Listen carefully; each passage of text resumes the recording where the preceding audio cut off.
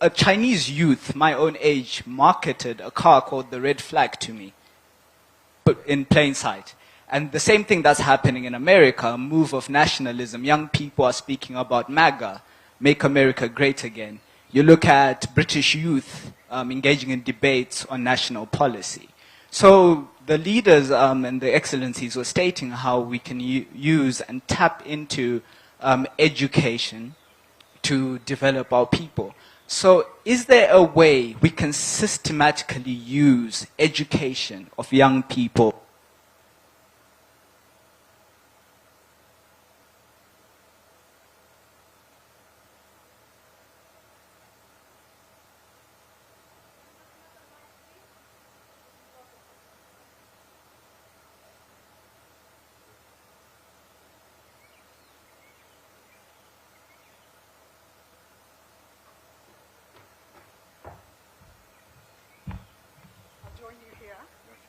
Our mic seems to have given up. Can you hear me? Try this one. Hello? Yes, much better. I think you caught those questions. The last one is around education and mindset change, was what I understood. And can I just say, nationalism can be a very important thing in certain ways. Nationalism can also be very problematic. And if it's informed by prejudice, it can be very dangerous. And so I just want to set that, context. But let's come to the different questions. Yes. Okay. Maybe just to ask the young lady asking about how do we communicate to people, the issues you've talked about, currency and the importance of valuing our own currency. How do we ensure that our ordinary citizenry understand these things? The second question was around refugees. And we have these 40 million displaced persons on the continent. How do we turn them into a contributor for economic participation and growth, rather than the way we've seen them for so long, which was as a humanitarian development situation. And then the final one, I think, was around this mindset issue. You've got these young Chinese doing incredible, innovative things. They believe in themselves. How do we as Africans help ourselves believe and deliver for the continent? A final word from you, and then we'll wrap up. Thank you.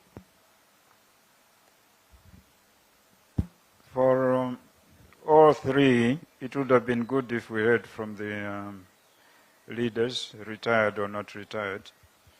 They would have a perspective that I do not necessarily have. So I'll try my best to the extent I'm able to. Firstly, the question of transforming refugees into an economic resource for their own benefit and for the benefit of their host societies. I like to think that more or less all of us Africans are refugees, actually. When I was based in Uganda, as I was about to leave, I took a trip to, I think they call it Adjumani, right up in the northwest corner near South Sudan, with my team. We were talking with the local people, and I realized that there was no translation, but I was able to understand what they were saying. So clearly, either they came from Malawi or I came from there. In the not too distant past, you are talking about the Boers coming to South Africa. The Zulus themselves had just moved in maybe a few years before. In the country where I am, my father is a Sukuma from Tanzania, married to a Malawian from the lakeside.